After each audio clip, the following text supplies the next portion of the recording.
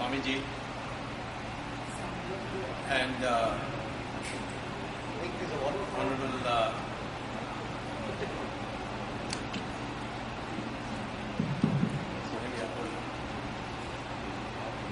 and citizens of Houston City. I'm greatly honored by this opportunity to address you.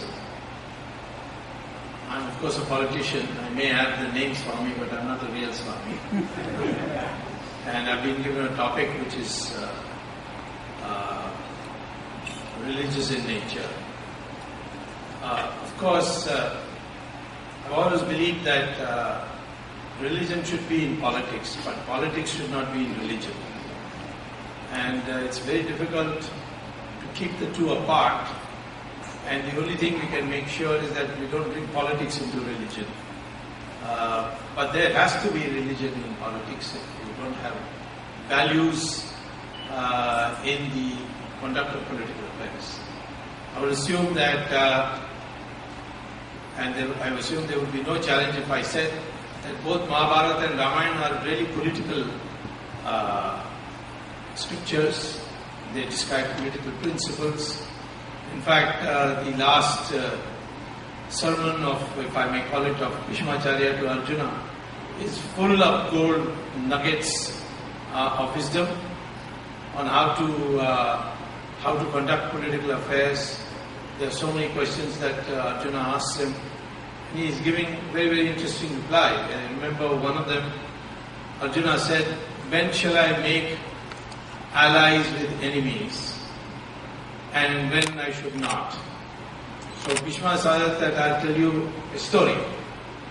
That cat and mouse we know are enemies, deadly enemies.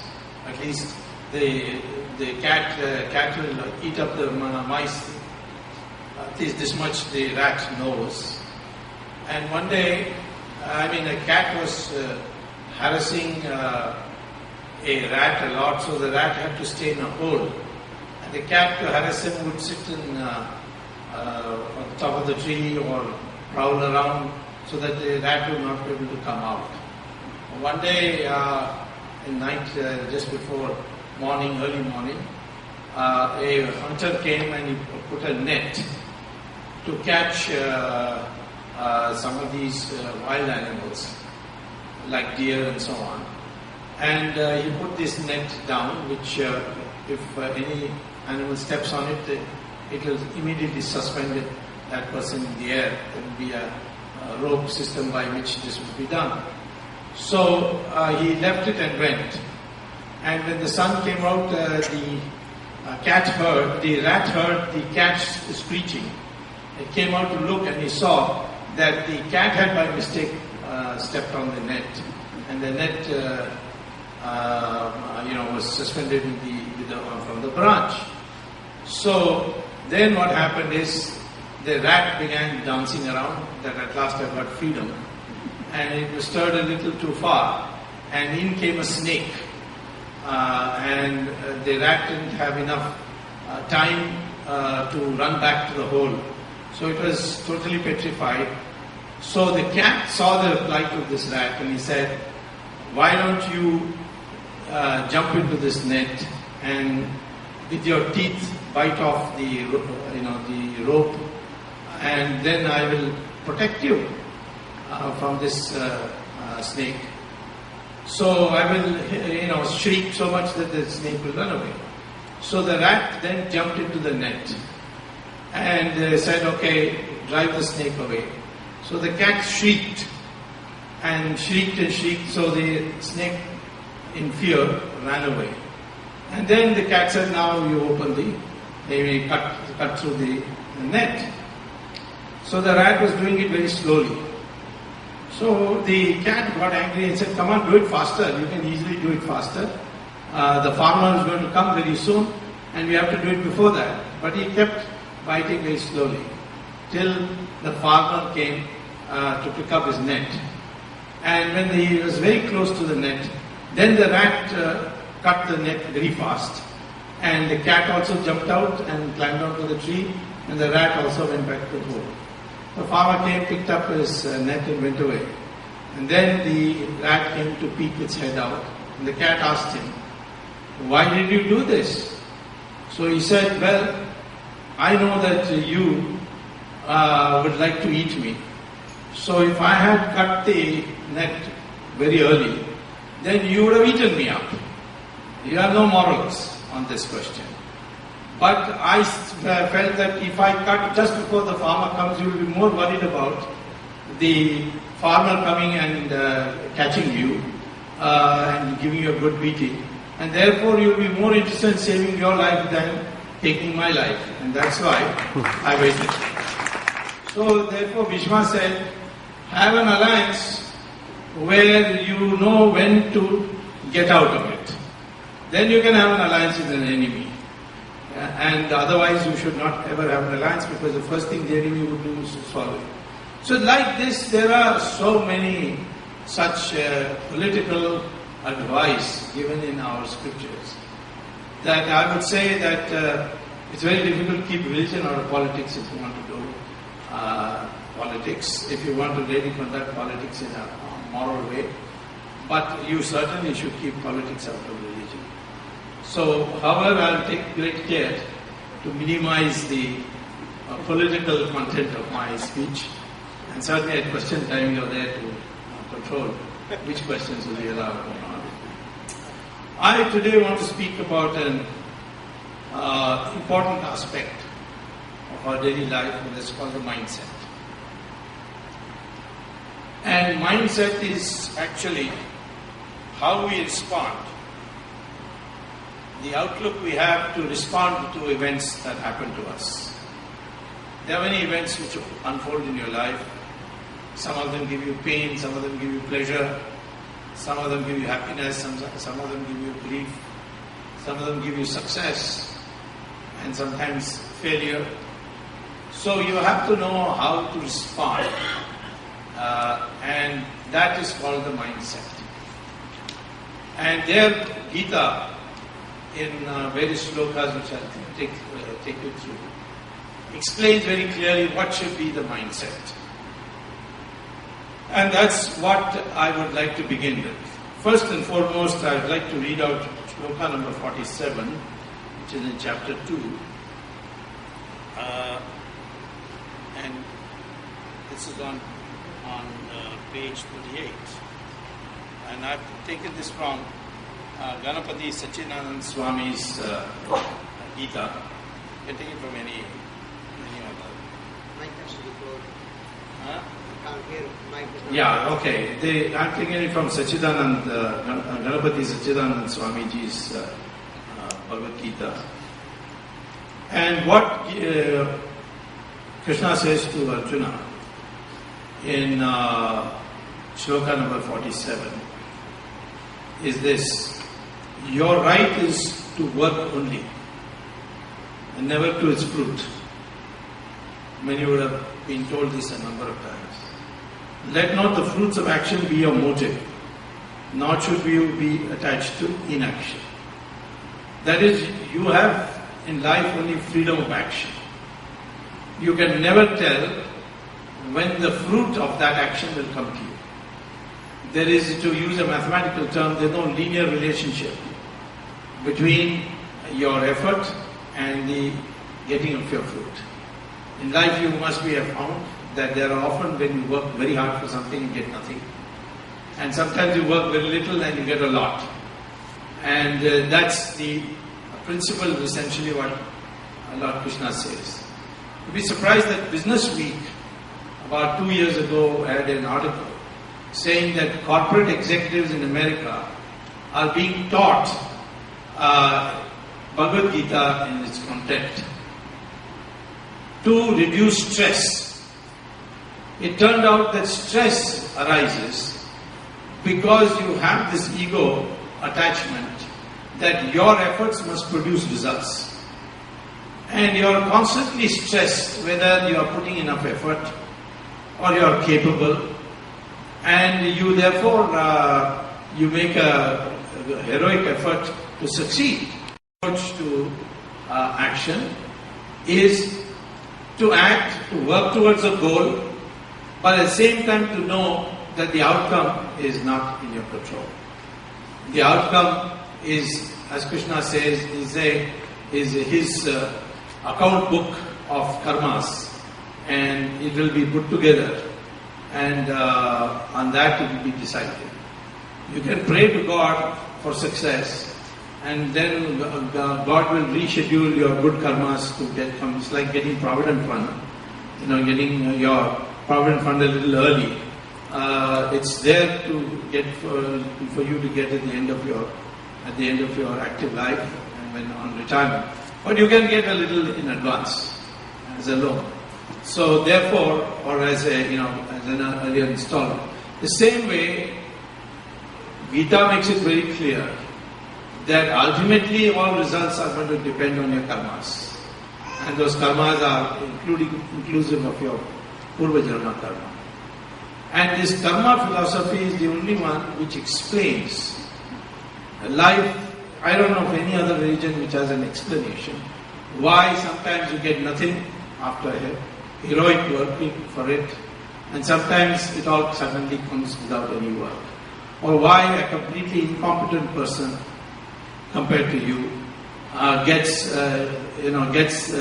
recognition for something where you are denied that recognition. So this dilemma we face in life, and we say life is unfair. But what actually, and that leads to stress. And stress has led to a very high cardiac problem in the American executives. So they are now saying, yes, you have to work for company goals. But your freedom is in the choice of actions. What comes out, what the results come, that of course is totally dependent on me. It's what Krishna makes it very clear. So that's the first thing I should say. So he says, Gita then raises the question, how should this action be performed? And here again you have a shloka number 41 in chapter 2, and that is on page of this book is 31, I think. And what it says is this, shloka number 41, and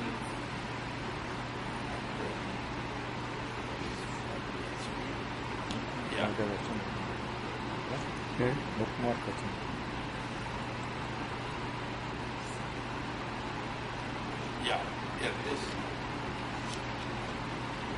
It says, in practice of this yoga, O Arjuna, there is but a single one-pointed determination. Multifarious and innumerable are the decisions of the infirm in mind. In other words, if you're going to do something, block out everything else. Just focus on this. And that's the only way you will be able to reach your goal. So in our country, in our system, in India, people have got so many thoughts in their mind. Halfway through they will think of another route. That's not the way to do it. In fact, when Drona was asking Arjuna, when Arjuna pulled his bow to kill a bird, he said, "What do you see?" He said, "I see the iris of the eye of the bird and nothing else." That is called single-pointedness. Gita says you must have single-pointedness. When I was doing this 2G spectrum matter in Supreme Court, people came in, this corruption also you should take up, that corruption also you should take up. I followed the Gita, I said I'll take up 2G and nothing else. Other things, other people can take it up. This business of doing a little bit of everything and having all these ideas float in your mind is usually the cause of why you have failure. And that failure is because you are infirm in mind. You are infirm in mind because you have multivarious thoughts. When you decide to do an important project, then the mindset should be that nothing else matters. And there you focus on it. So this is the second thing. First is You have freedom of action. But that freedom of action should be exercised with total concentration on achieving that objective. Nothing else should matter. Of course, when you say nothing else matters, it doesn't mean that means don't matter. Of course, means matter. But your whole dedication should be to achieving it. And that's why it says that again in Shloka 15, in chapter 2, let me read that also out, which defines how fruit is given.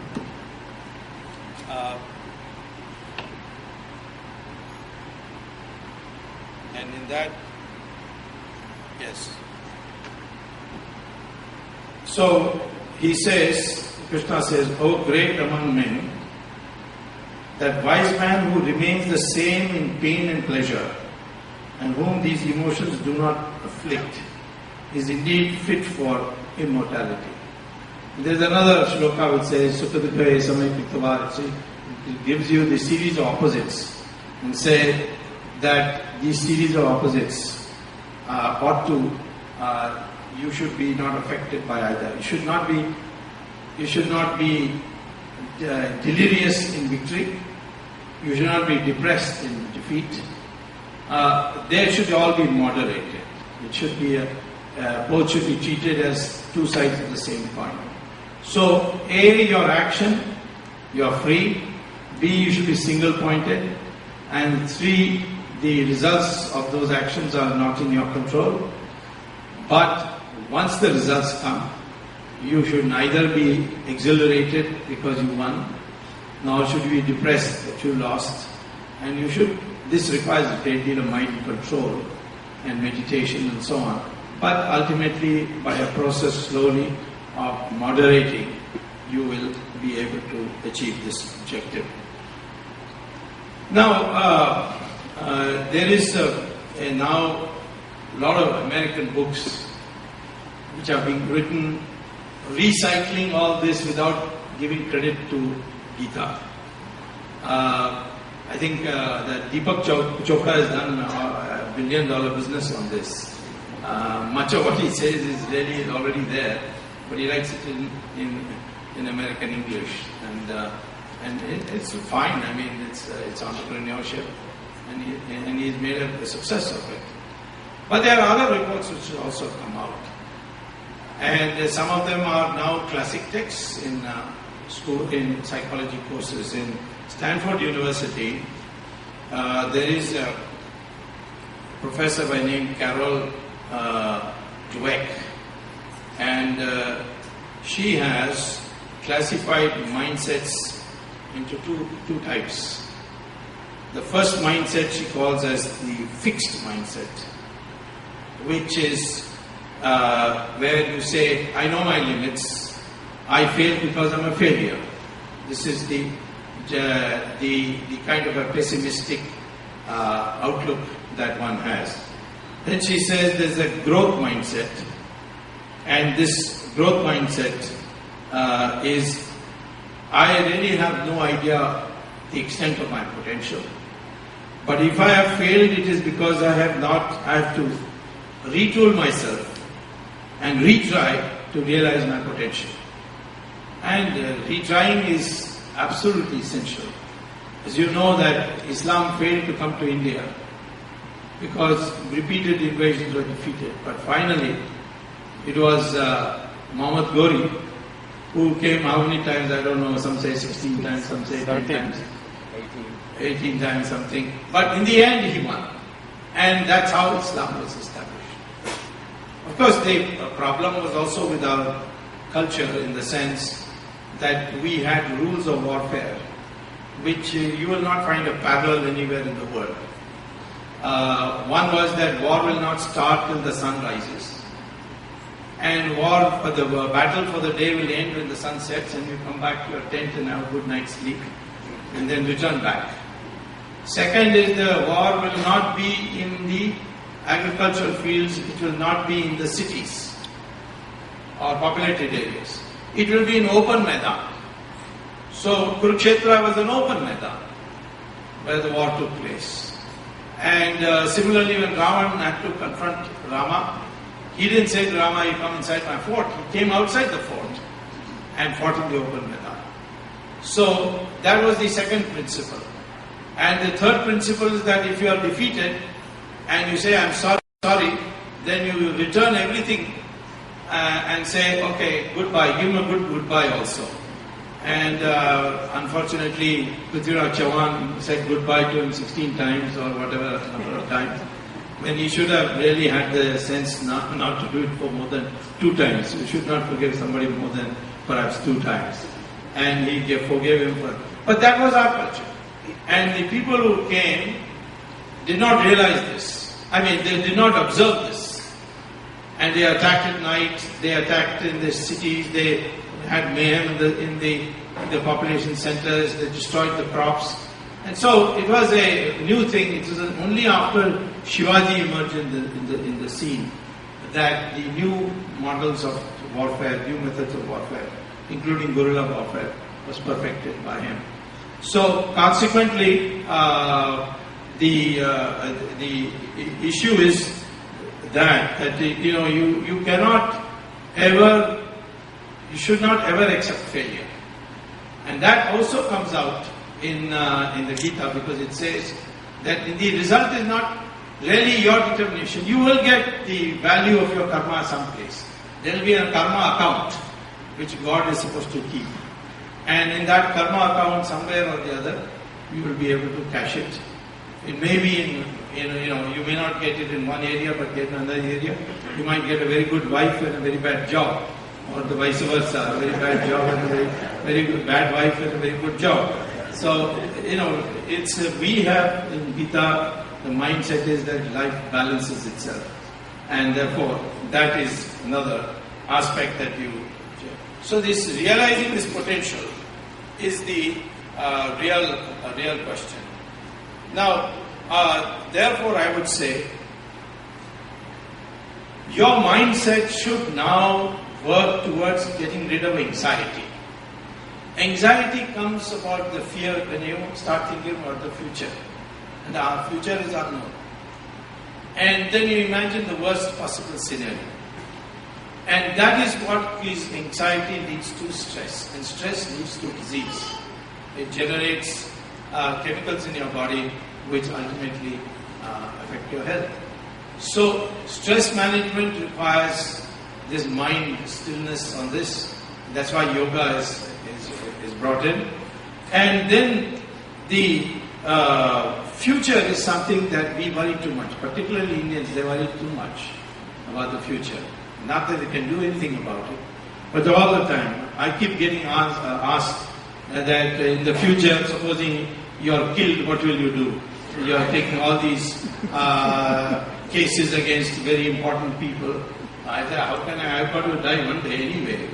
But the issue is that why should I think about such a possibility?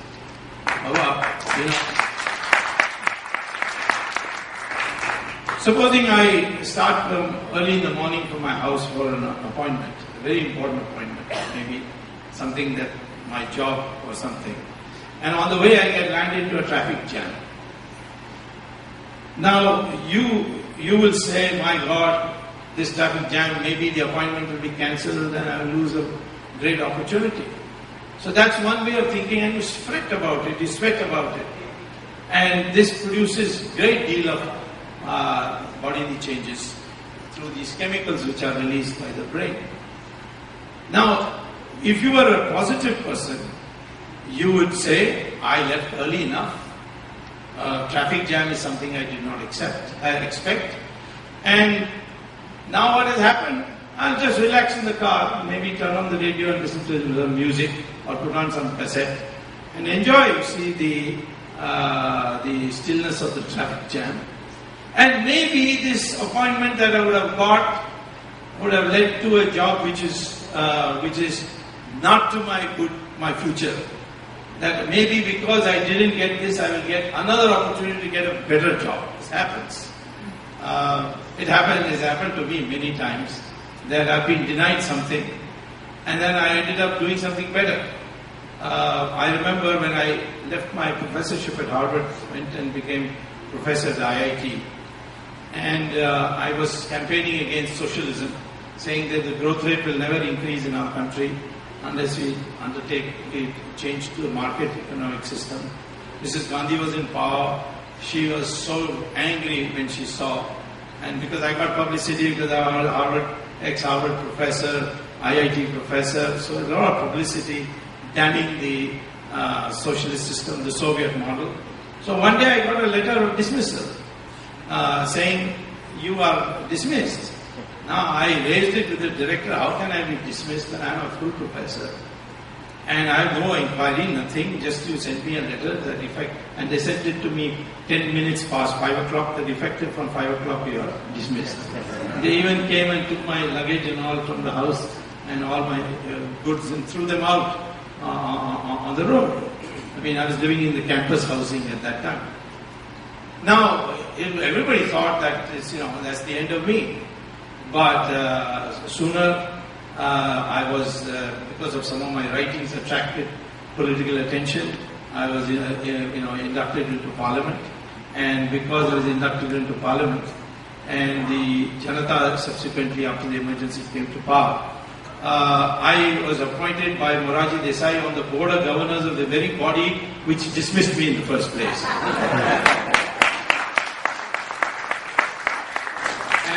Morarji, in order to show sympathy for me, he also dismissed all those members who dismissed me in the first place. And I was on the board of governors, I was in the IIT council, and later on, of course, I had also gone to court against my dismissal. 22 years later, I was reinstated by court. And the court gave me all my back salary without doing any work. So I landed with 25 lakhs in my pocket, and so on. Now you tell me, was the dismissal a bad thing? It was not a bad thing for me. And it also enabled me to do politics and teach at Harvard at the same time. I mean, my academic interests also. I was able to do it. So I feel that if you really look behind, look back, you take a positive attitude, anything bad happens to you, maybe it's happening for something better. And with that attitude, this is what Gita says also. That's the inference you can draw. Then you will certainly be better off. Now, I think what happens is when you start thinking too much about the future, you become risk averse. And that's the worst habit to have. You must be capable of taking risk, because you have to calculate the risk, you can't be wild and so on. But without risk taking, you cannot achieve anything. And risk, you see, is something where either you will end up in a very bad way, and of course then you must learn to get up again and try again, or you may get a huge bounty. At the end of every class at Harvard, which has students from all nationalities, particularly Indians are there in large numbers, I ask one question: now when you take up careers, what kind of career will you take up? One where you join in and you are guaranteed the job, and every year your salary will be increased by maybe 1% or 2% or whatever. There will be annual increments, and some of the money of your salary will be put in Provident Fund. And at the end of 60 years or 65 years or 70 years, you will get you'll retire and you'll get a Provident Fund. That kind of a job you like. Or a job where you might become a billionaire, or you may end up on the street. What kind of a job would you like? And I posed this question to my class. The American students usually ask me, what's the probability I'll end up on the street in a risky alternative? But the Indian students will be, 99% will say the first job is better. And when I say, why the first job? Because there's guaranteed poverty. They say, at least it is guaranteed. That's what's important. Even poverty is better if it is guaranteed. This is the Indian mind, which is always searching for safety, for certainty. But life is not certain. And therefore you must learn to take risk. And if you take risk with the knowledge that no effort goes waste, and if you have done it for a good cause, it will be good karma. and that will go into the account, and ultimately you will be benefited. So this, without you taking risk, you can never excel. For excellence, you need to take risk. For mediocrity, you can avoid risk. If you want to be a bureaucrat, that's a different matter. But if you want to be something, you want to achieve something, you should have the gumption to take that risk. And this is, this, if I may quote from Krishna in chapter 16, shloka 24, he says, this is towards the end of the Gita, therefore the scripture is your authority. If you want to know what kind of actions you should take, this is what Krishna says. The previous shloka in fact says that ignoring the ordinance of the scriptures, he who acts under the impulsion of desire will never attain happiness. Then it says, therefore the scripture is your authority in deciding what is to be done, what is not to be done. Knowing what is ordained by scriptures, you perform your duty. So this is the key thing. You need a guiding light, and that your scriptures are there. In the simplest form, it is the Gita. But then, if you really develop, you can look at Upanishads, and you can get, and then you can look at the yamas and the niyamas and so on.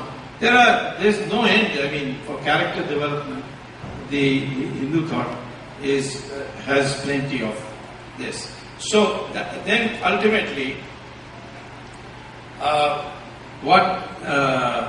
what we say is that the concept of intelligence, according to the Upanishads, is not what we today think. Today, you ask any student. I went to the Indian Institute of Management one day to give a lecture, and I asked the class, which was a large class because all the both the 2 years of MBA were there. I asked them, why did you join the MBA course? And I asked a few people to put up their hands who wanted to answer. 5 people put up their hands, and I asked them all 5. All 5 said only one thing: because the IMM is the surest way to get a good job. That is why we are IIM. I said, you have no love for the theory of marketing or the theory of finance. That you are no. This is where we know that as soon as we graduate, we'll get a job. And therefore, and then also the matrimonial columns, it is said MBA, the dowry is higher than if it's not an MBA. So this kind of thinking is there, and therefore they develop what is called as cognitive intelligence. Cognitive intelligence is to be able to reason in abstract, know mathematics, physics, these are all cognitive. But the Upanishads recognizes that there are other intelligences. And I was surprised to find, without quoting the Upanishads or referring to the Upanishads, Harvard Education Department has a course on intelligence. And it is literally, in my opinion, is a carbon copy of what is there in the Upanishads. And that it says is cognitive intelligence of one dimension of intelligence. There is a second dimension of intelligence. And that second dimension, which I came last time, I spoke to the students, I told them that they should develop. That is called emotional intelligence. The capacity to know how to address people to evoke a positive response. If you say you're an idiot and therefore you won't understand, you're not going to get him as your friend. So you have to address it in such a way. Of course, you can't tell everybody in soft language because some people are very dumb. They won't understand soft language. So you have to assess that. And now there is a book called by David Coleman called Emotional Intelligence. You can go to the Google and type emotional intelligence and you'll get a series of books.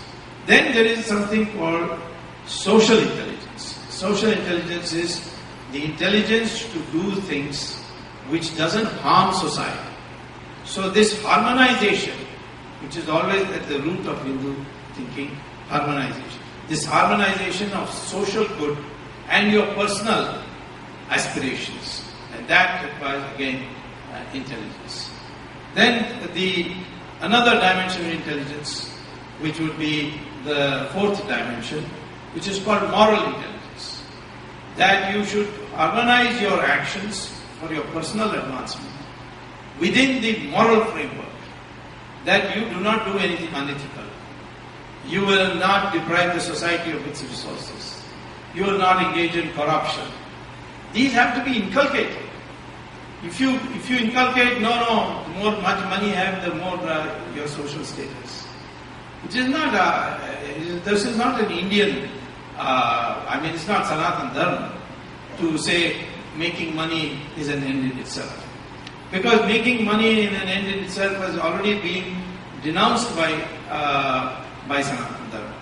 Two great rishis, when they came together to structure the society, one was Rishi Brigu, the other was Rishi Bhagavad. They discussed among themselves how to structure society which lasts long and is stable. And Brigu then said, you see, a society can be stable only if there is a balance. And the balance can come if there are four sources of power in a society, they are separated. No one has more than one of that. So he identified knowledge, weapons, wealth, and land as the sources of power. And he said that those who have knowledge, they should not have weapons, they should not have wealth, and they should not have land. And that was the Varna called Brahman. It had nothing to do with birth. Because people went into the field of knowledge, became Maharishis, even though they were born in different families. For example, Veda Vyasa, who wrote the Mahabharata, his mother was a fisherwoman. Kalidasa, who wrote Valmiki, who wrote the Ramayana, is popular believed to be a child of the Dalits, of Dalit parents. And as far as Kalidasa is concerned, he was a hunter. And Vishwamitra was the Rishi of Rishis. Even the gods were afraid of him. He came from parents who were Kshatriyas. They were not Brahmins. But he became a Maharishi. Ravan was a Brahmin. And many people didn't know that, because for long years, the Dravida Kadagam in Tamil Nadu used to name their sons Ravanan. They used to celebrate Ravan Leela. Only recently they found out, thanks to my campaigning, that Ravan was a Brahmin. Now they have stopped talking about Ravan.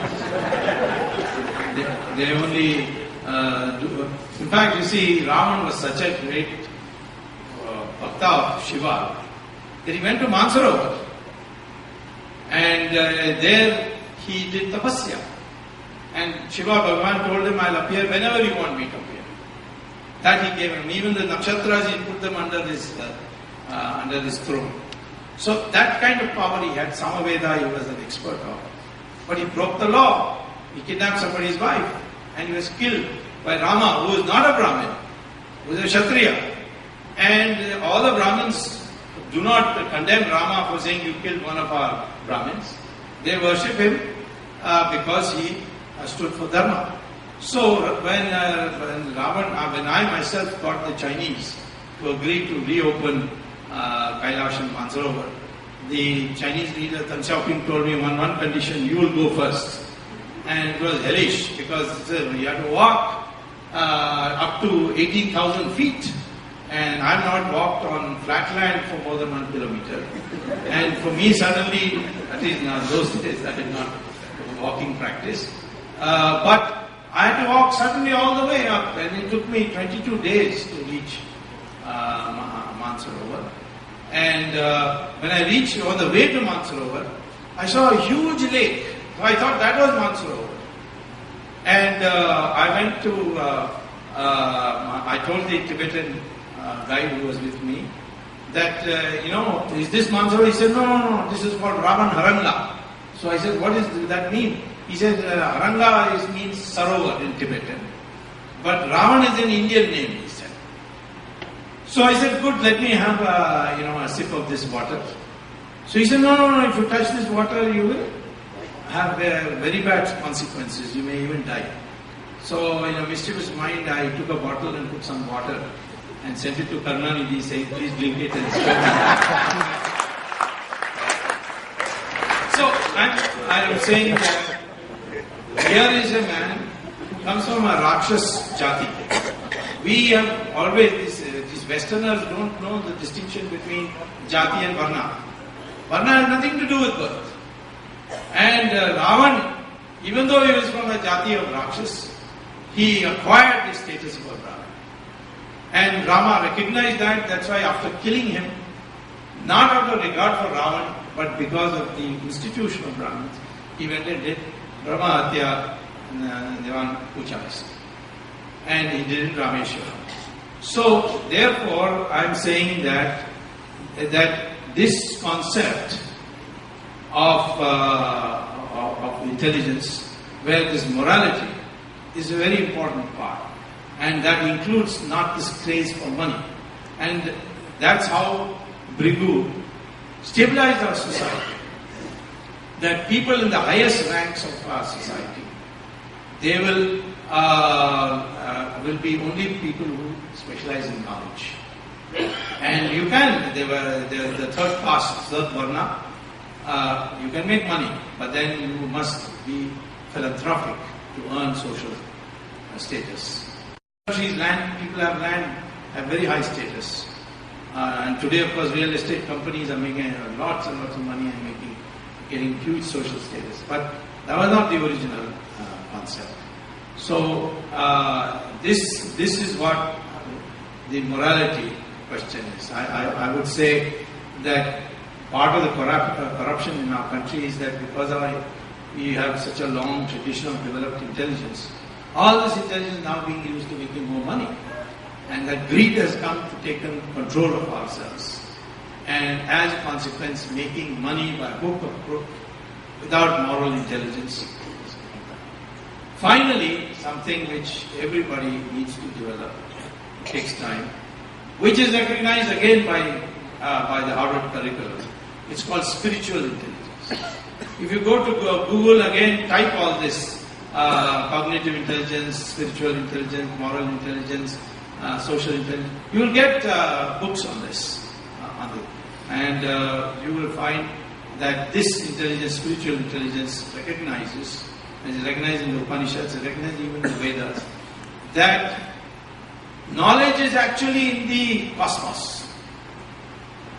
But you don't see it. After all, when you speak on your cell phone, you don't see your voice traveling.